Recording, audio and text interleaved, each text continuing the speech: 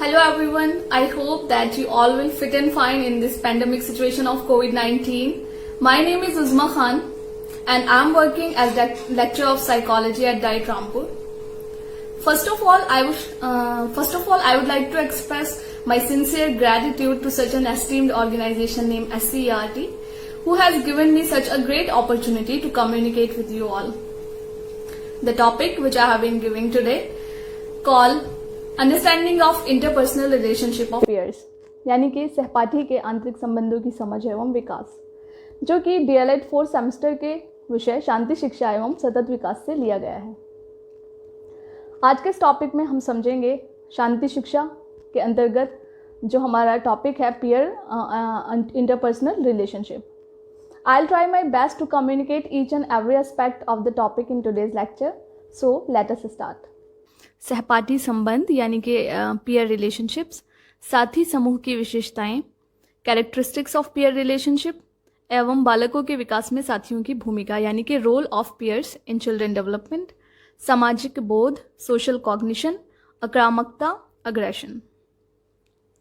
Before moving further, we have to form some structure in our mind as far as the purpose of today's lecture is concerned, as far as the utility of our topic of peer relationship is concerned, and as far as the learning outcomes of today's lecture is concerned.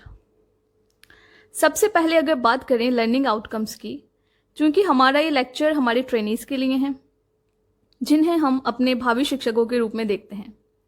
ऑफनली हम देखते हैं कि शिक्षकों को प्रशिक्षण के दौरान जो सिखाया या बताया जाता है उसका 25% भी वो अपने विद्यालयों में साझा नहीं कर पाते हैं और परंपरागत शिक्षण शैलियों को अपनाते हैं.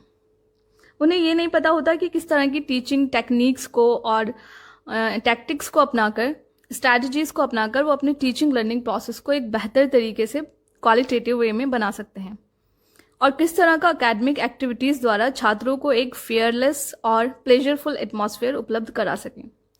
क्योंकि बच्चों को एक ऐसा माहौल जिसमें वो फेयरलेस हों, भयमुक्त हों और आनंदमयी रूप से चीज़ों को सीख सकें बहुत ज़रूरी है. अगर ये वातावरण आप बच्चों को उपलब्ध नहीं करा सकेंगे तो वास्तविक रूप से बच्चों को आप वो नहीं सिखा सकेंगे जो आप सिखाना चाह रहे हैं. कई रिसर्चेस हैं जिनको यहाँ डिस्कस करना आई थिंक टाइम टेकिंग होगा, जिनमें ये बताया गया है कि शिक्षकों की नियुक्ति, समय पर शैक्षिक संसाधनों की आपूर्ति और कंटिन्यूअस मॉनिटरिंग के बावजूद भी बच्चों के सीखने के स्तर यानी कि बच्चों का जो लर्निंग लेवल है और अपेक्षित स्तर यानी कि जो डिजायर्ड लेवल है उसके बीच में हमेशा एक गैप रहा है, एक फासला रहा है. वैसे तो हर टीचर ये मानकर चलता है कि बच्चा सीख रहा है, लेकिन उस सीखने का क्या प्रतिफल है, उस सीखने का क्या आउटकम है, इट इज़ वेरी इंपॉर्टेंट, जिसे सारे ही टीचर्स के द्वारा प्राप्त किया जाना ज़रूरी और अनिवार्य है. हम मानकर चलते हैं कि जब बच्चे स्कूल में एडमिशन लेते हैं तो उनके कुछ एक्सपीरियंसेस होते हैं. विद्यालय क्या करता है, विद्यालय बच्चे के मौजूदा एक्सपीरियंसेस के आधार पर सीखने की आगामी प्रक्रिया यानी कि जो आने वाली प्रक्रिया है उसकी रिस्पॉन्सिबिलिटी उठाता है. So one point is very important here to keep in our mind for our trainees कि हम किसी भी स्तर की शुरुआत बच्चे की अधिगम शून्यता से नहीं कर सकते. यानी कि हम ये नहीं मान सकते कि बच्चे को कुछ नहीं आता, जीरो लर्निंग कहीं नहीं होती. क्योंकि टीचर्स आज के परिप्रेक्ष्य में अगर हम देखें तो केवल एक परामर्शदाता, एक फैसिलिटेटर है. तो यहाँ आपको डिफरेंट अप्रोचेस को अपनाना होगा. डिफरेंट अप्रोचेस और स्ट्रैटेजीज के साथ मेनली फोकस करना होगा इंडिविजुअल डिफरेंसेस पर, तभी आप अपने टीचिंग को एक प्रोग्रेसिव वे में ला सकेंगे और बच्चे उस टीचिंग से कुछ आउटकम प्राप्त कर सकेंगे. इसके लिए इम्पॉर्टेंट है कि आप एक इनोवेटर बने. Innovator means doing something differently और doing things that have never done before. So hopefully आज के इस लेक्चर में जो हमारे लर्निंग आउटकम्स हैं उसमें हमारे ट्रेनीज आज समझ जाएंगे कि साथी संबंध क्या हैं और किस प्रकार साथी संबंधों के आधार पर लर्निंग को प्रमोट किया जा सकता है. दूसरा लर्निंग आउटकम हम रख रहे हैं कि ट्रेनीज ये जान जाएंगे कि स्वस्थ साथी संबंधों को किस प्रकार बच्चों में विकसित किया जा सकता है, डेवलप किया जा सकता है. हमारे ट्रेनीज जान जाएंगे कि आज के इस टॉपिक की प्रैक्टिकल यूटिलिटी क्या है. चूंकि आज का हमारा ये टॉपिक ट्रेनीज के लिए है जिनका सीधा संबंध छोटे बच्चों से है, यानी कि जब आप टीचर बनेंगे, हम आपको एक भावी टीचर के रूप में देख रहे हैं, सो किस प्रकार आप अपना role as teacher in basic education के परिप्रेक्ष्य में खुद को समझ पाएंगे. So these are the learning outcomes of today's video lecture.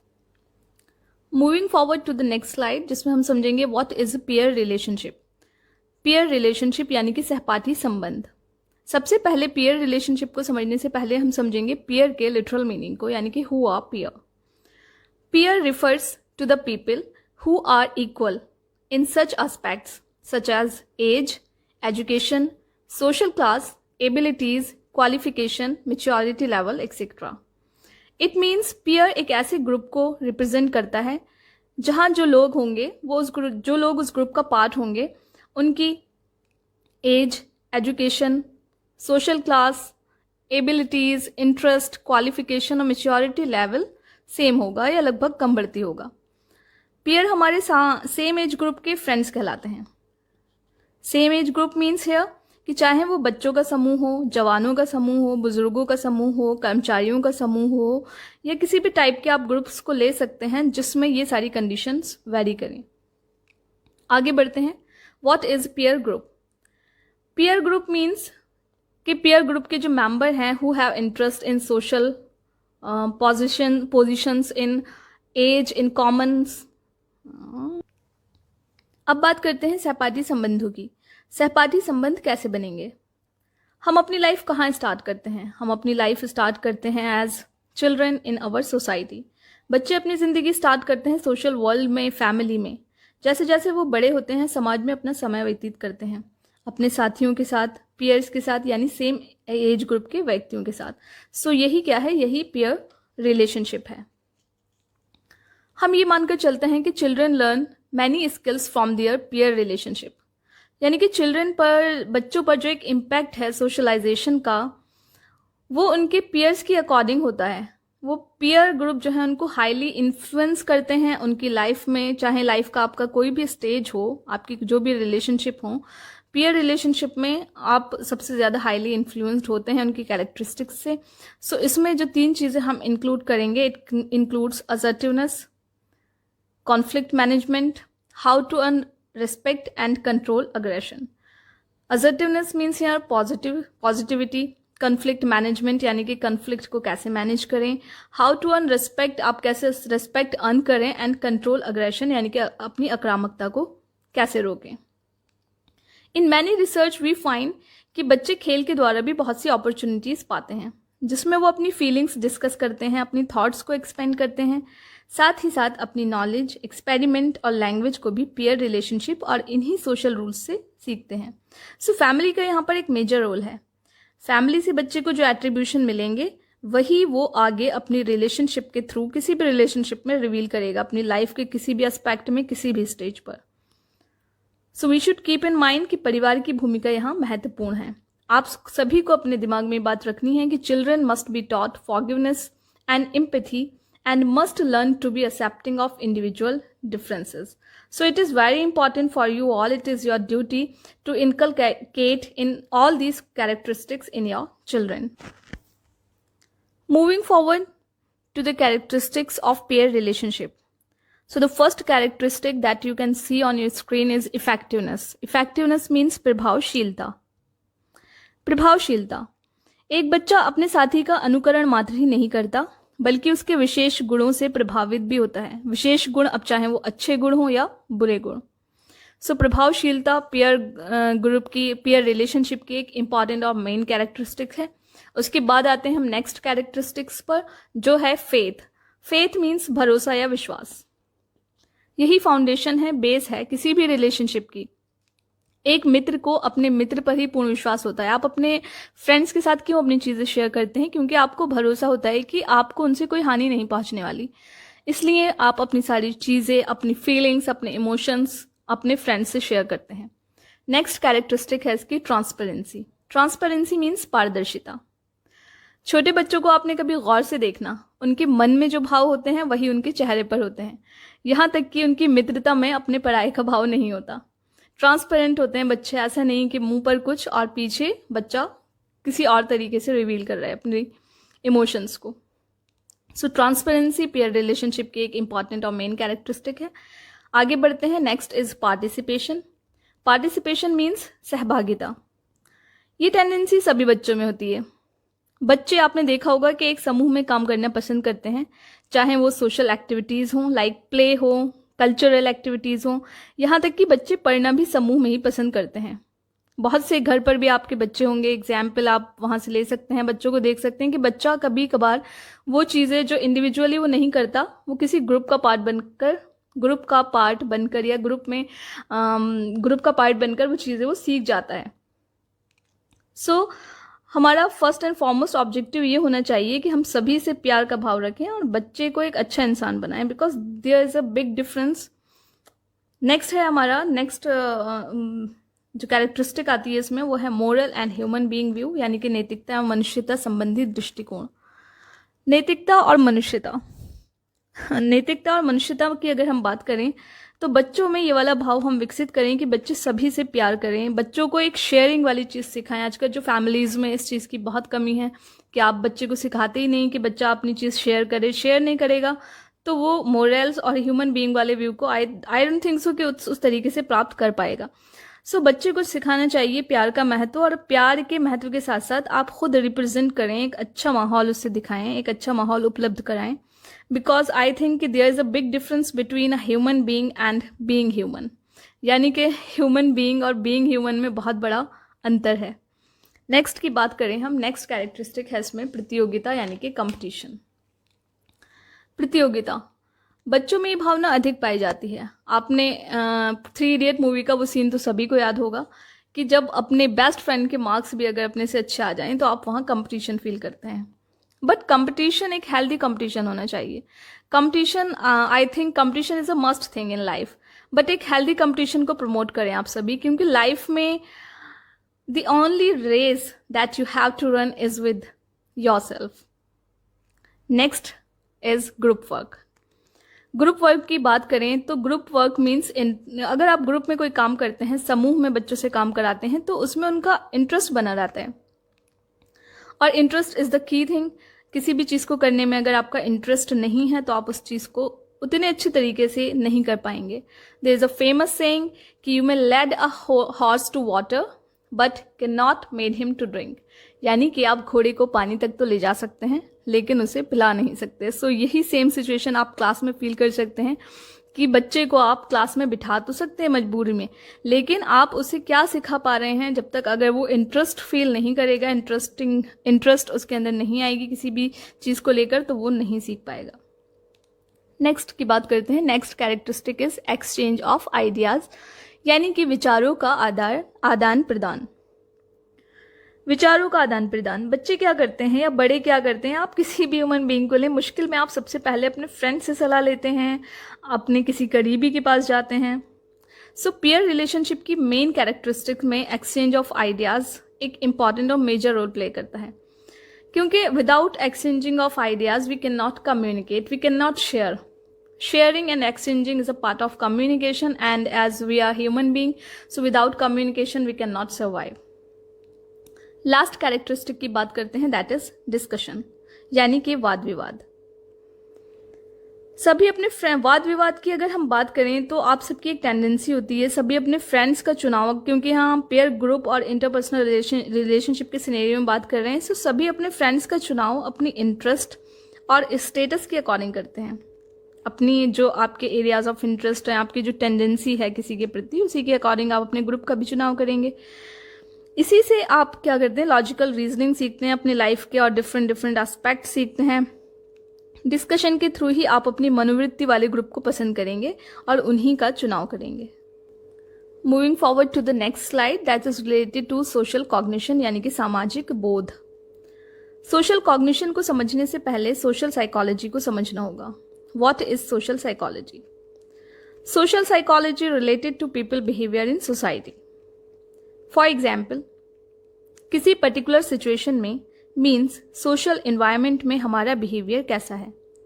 Social environment means जहाँ पर लोग हों, जहाँ पर आप दूसरे लोगों के साथ बात कर रहे हो, दूसरे लोग आपको देख रहे हों, तो उस इन्वायरमेंट में आपका बिहेवियर कैसे चेंज होता है, अच्छा हो जाता है, ख़राब हो जाता है, आप घबरा जाते हैं या फिर आप कंफर्टेबल रहते हैं। इन सब का क्या रीज़न है? किस तरह से हम बिहेव करते हैं, कैसा इंप्रेशन हम बनाते हैं दूसरों पर, ये सब क्या करता है, ये सब हेल्प करता है एटीट्यूड फॉर्म करने में। और किस तरह बिहेव करते हैं हम, उसी के बेस पर ही हम लोग अपना एटीट्यूड बना लेते हैं। तो इसीलिए सोशल कॉग्निशन सोशल साइकोलॉजी से रिलेटेड है। अब बात करते हैं सोशल बिहेवियर की। Social behaviour means generally it is called personal behaviour. ये बेसिकली डिफरेंट होता है हमारे घर पर किए हुए बिहेवियर से। मीन्स घर पर आप जितना कंफर्टेबल होते हैं, कई बार ऐसा होता है कि जैसे आप घर पर कंफर्टेबल होते हैं, आप दूसरी सोशल सिचुएशंस में उतने कंफर्टेबल नहीं होते। फॉर एग्जाम्पल, अगर आप एक स्टेज परफॉर्मेंस दे रहे हैं and you have already prepared for that, but sometimes आपकी प्रेजेंटेशन बहुत अच्छी होती है और सम टाइम क्या होता है, यानी कि आप फुल ऑफ कॉन्फिडेंट होते हैं, प्रेजेंटेशन बहुत अच्छी होती है, बट कई बार ऐसा होता है कि बहुत प्रिपरेशन के बाद भी, या कई बार ऐसी सिचुएशंस हो जाती हैं कि आप नर्वस हो जाते हैं और आपकी प्रेजेंटेशन भी ख़राब हो जाती है, आपको लगता है कि आपने ठीक से बोला ही नहीं। तो ये सब क्या है, ये सोशल बिहेवियर है। नेक्स्ट एलिमेंट है इसमें इम्प्रेशन फॉर्मेशन। एटीट्यूड के बाद इम्प्रेशन फॉर्मेशन। इम्प्रेशन फॉर्मेशन क्या है, मीन्स किसी के बारे में हम अपनी परसेप्शन बना लेते हैं। अब परसेप्शन हम कैसे बनाते हैं, उसकी बॉडी लैंग्वेज को देखकर, पर्सनालिटी को देखकर। पर्सनालिटी जैसे कि हम अपने प्रीवियस वीडियो लेक्चर में भी डिस्कस कर चुके हैं कि पर्सनालिटी मेनली लोग क्या करते हैं कि उसके एक्सटर्नल अपीयरेंस को देखकर उसकी पर्सनालिटी मान लेते हैं, बट पर्सनालिटी को आप उसकी इनर और आउटर दोनों कैरेक्टरिस्टिक्स के तौर पर देखें तो जब भी वो एक कंप्लीट पर्सनालिटी कही जा सकती है। यानी कि हम अगर किसी के बाहरी एक्सटर्नल अपीयरेंस को देखकर क्या इन्फ्रेंसेस पास कर देते हैं कि ये तो बहुत स्मार्ट लग रहा है, बहुत इंटेलिजेंट है। आप किसी को देखकर कहते हैं कि बहुत इनोसेंट है या बहुत डम है। सो ये सब क्या है, हम किसी के बारे में इन्फ्रेंसेस बना लेते हैं। These are called inferences, means judgement pass कर देते हैं।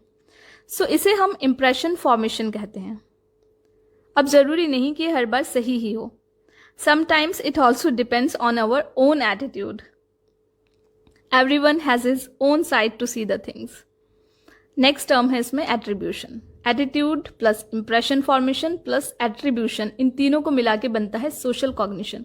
सो अब हम बात कर रहे हैं एट्रीब्यूशन की। Attribution means we assign some reasons to the people's behaviour.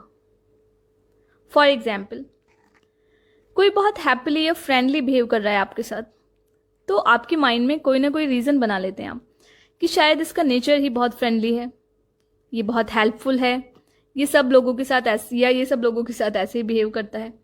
तो ये जो हम किसी बिहेवियर के साथ रीज़न जोड़ देते हैं, इसी को एट्रीब्यूशन कहते हैं। सपोज करिए कोई फेल हो गया एग्जाम में, तो हम रीज़न जोड़ देंगे कि ये तो पढ़ता ही नहीं था सही से, टाइम वेस्ट करता था, सीरियस ही नहीं था पढ़ाई में। ऑन द अदर, अगर कोई बच्चा टॉप कर गया एग्जाम में, तो भी हम कोई ना कोई रीज़न लगा देंगे कि इसको तो दूसरों से बहुत सपोर्ट मिला था, इसका कोचिंग सेंटर बहुत अच्छा था, फैमिली बहुत सपोर्टिव थी।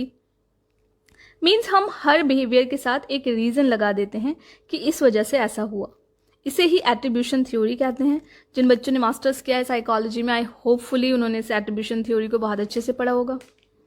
नेक्स्ट टर्म की बात करते हैं हम, एटीट्यूड। एटीट्यूड जैसे कि हम अपने प्रीवियस वीडियो लेक्चर्स में भी डिस्कस कर चुके हैं, दो टर्म से बना है, इंप्रेशन फॉर्मेशन और attribution. Means it is a combination of these two. Attitude क्या होता है, अगर कोई आपसे कहे what is attitude, attitude actually means your degree of likeness और डिसलाइकनेस टुवर्ड एन ऑब्जेक्ट और अ सिचुएशन। यानी कि एटीट्यूड मीन्स होता है आपकी मात्रा, डिग्री ऑफ लाइकनेस और डिसलाइकनेस, यानी कि आप किसी चीज़ को कितना पसंद कर रहे हैं और कितना नापसंद कर रहे हैं, यही आपका एटीट्यूड है। Keep remember this point. Attitude depends on schemas, schemas पर डिपेंड करता है attitude. So attitude is equal to impression formation plus attribution, इन तीनों को मिलाकर बनता है आपका सोशल कॉग्निशन। मीन्स आपका माइंड सोशल सिचुएशंस को कैसे रजिस्टर कर रहा है। ये टोटली ऐसा नहीं है कि सामने वाले के बिहेवियर या अपीयरेंसेस पर ही डिपेंड हो, बल्कि इसमें आपके खुद के स्कीमास पर भी डिपेंड करता है। So let us understand about schemas first. Schemas क्या होते हैं? Schemas are mental images in our mind. Like we know what is the shape of pencil, what is the shape of pen, what is the shape of a person, what is the shape of an animal. So ये सारे क्या हैं? These are schemas. ऐसे ही हम schemas बनाते हैं किसी व्यक्ति के बारे में कि कोई व्यक्ति हैप्पी गो लकी है तो वो बहुत फ्रेंडली होगा। ये क्या है? ये हमारे मेंटल रिप्रेजेंटेशंस हैं। जो चीज़ हमने पहले कभी नहीं देखी, हमारे एक्सपीरियंसेस का पार्ट है, वो हमारे माइंड में कहीं ना कहीं सेट हो चुकी होती है, तो वही हमारे स्कीमास होते हैं जो आगे की चीज़ों के बारे में कुछ इंप्रेशन बनाने में हमारी हेल्प करते हैं। अब बात करते हैं इनके इफ़ेक्ट्स की। अगर आपने पॉजिटिविटी ज़्यादा देखी अपनी लाइफ में, जिन बच्चों ने या जिन लोगों ने, तो डेफिनेटली हमारे स्कीमास आगे की लाइफ में हमें पॉजिटिव एटीट्यूड बनाने में हेल्प करेंगे। लेकिन अगर आपके स्कीमास निगेटिव रहे हैं तो डेफिनेटली आपका एटीट्यूड भी आगे की लाइफ में निगेटिव होगा। तो ये एक्सपीरियंसेस हैं बेसिकली, जिनकी वजह से मोरल रिप्रेजेंटेशन वैसा ही हो जाता है आपका, जिसकी वजह से हम चीज़ों को उसी पॉइंट ऑफ व्यू से देखते हैं। ये स्कीमास टोटली सामने वाले के नहीं होते, as I already told you, हमारे खुद के भी होते हैं समटाइम्स। फॉर एग्जाम्पल, ज़्यादा बोलने वाली लड़कियां किसी को बहुत पसंद होती हैं तो किसी को बिल्कुल पसंद नहीं होती। किसी को लड़कों का गोरा रंग पसंद होता है तो किसी को लड़कों का गोरा रंग बिल्कुल पसंद नहीं होता। सो ये सारी चीज़ें हमारे अपने भी होते हैं स्कीमास। यानी कि स्कीमास टोटली सोशल सिचुएशन पर डिपेंड नहीं करते, but it also depends on your own perception. Next term की बात करते हैं, दैट इज अग्रेशन। पिक्चर के थ्रू आप देख सकते हैं कि कैसे इस पिक्चर में एक बच्चा किसी दूसरे बच्चे को मार रहा है, एक आक्रामक बिहेवियर शो कर रहा है, हिंसक प्रवृत्ति दिखा रहा है वो यहाँ। हिंसक प्रवृत्ति जो लोग अपने मन में रखते हैं, एक कुंठित मानसिकता किसी के प्रति। So what is exactly is aggression? Aggression means any behavior that is intended to cause harm to take revenge. Basically aggression क्या होता है? एंगर से अलग होता है। अग्रेशन में क्या होता है? बदले की भावना आ जाती है। एंगर मीन्स गुस्सा आना एक अलग चीज है, लेकिन अगर आप उसे बदले की भावना में बदल दें, दैट इज कॉल्ड अग्रेशन, यानी कि आक्रामकता। अग्रेशन भी कई टाइप के होते हैं, 2 टाइप के मेनली होते हैं, फिजिकल और मेंटल। फिजिकल मीन्स जैसे कि अगर आप किसी एग्जाम्पल को लें, बच्चे को अगर आप स्कूल में देख रहे हैं, कोई बच्चा स्कूल में यानी कि क्लास में बैठा है, एक दूसरे को मारना पीटना पसंद करते हैं कुछ बच्चे। कोई एक बुली बच्चा एक कमज़ोर बच्चे की चॉकलेट छीन लेता है या उसको हिट करना आदि। सो ये सारे आक्रामकता के साइंस हैं, आक्रामकता की सिचुएशंस हैं।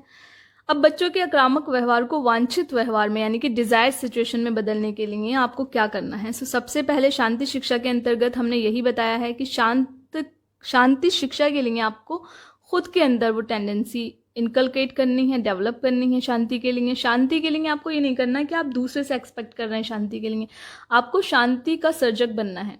यानी कि आपको सिर्फ कंज्यूमर नहीं बनना कि आप उसका उपभोग करें। You have to be just like do your own efforts. आपको खुद शांति का सर्जक बनना है, ना कि उपभोक्ता।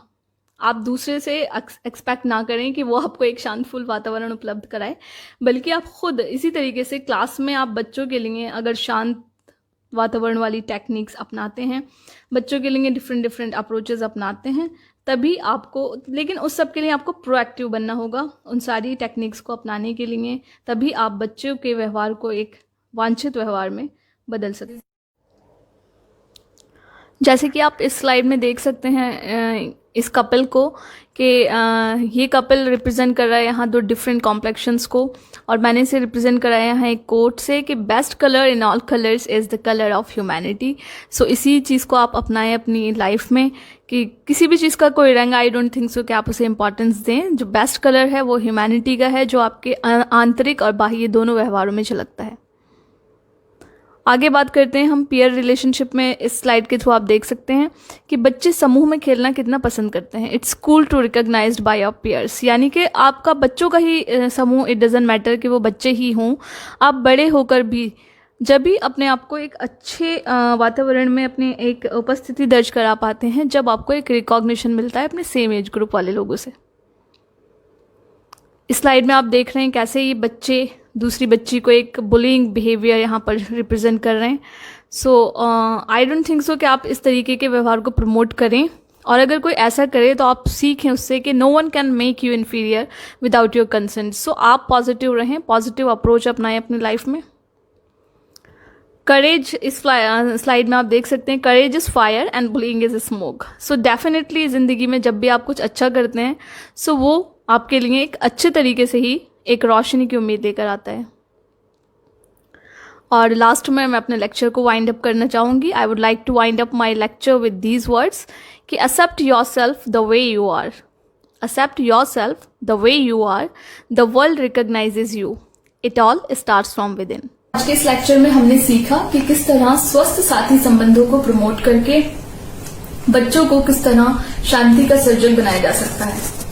यानी कि उन्हें शांति का उपभोक्ता न बनाकर उन्हें आप शांति का सर्जक बनाएं, और किस तरह स्वस्थ साथी संबंधों को आप साथी संबंधों की समस्त विशेषताओं के अंतर्गत उनमें इनकलकेट करें और बिल्डअप करें. उसी के साथ साथ हमने सीखा कि बच्चों को किस तरह आप एक तनाव मुक्त, भय मुक्त और आनंददायक वातावरण उपलब्ध कराएं, जिससे कि वो खुद उस चीज को सीख सकें, यानी कि वो जो लर्निंग कर रहे हैं वहां पर उसका कोई प्रतिफल वो प्राप्त कर सकें, उस लर्निंग को कहीं एग्जीक्यूट कर सकें. तीसरी चीज जो हमने सीखी वो था सामाजिक बोध, यानी कि किस तरह बच्चे सामाजिक बोध, सामाजिक कॉग्निशन जो है, ये सोशल कॉग्निशन जो है उसे कैसे अचीव कर पाए. हमने सीखा यहाँ पर कि बच्चों के आक्रामक अवांछित व्यवहार को कैसे वांछित व्यवहार में तब्दील किया जा सकता है. सो आज के इस वीडियो लेक्चर के थ्रू हमारे ट्रेनीज आज का जो हमारा ये कॉन्सेप्ट था बेहतर तरीके से समझ पाए होंगे. Once again my sincere thank goes to SCERT. I also feel thankful to the whole organization. Please accept my heartiest thanks. I also want to thank the whole team behind us, like our organizers, our technical staff. I value the time and appreciation you have given me. Last but not the least, thanks also goes to our trainees who listen me with such patience. Okay, thank you very much, and until next time, be happy and take care.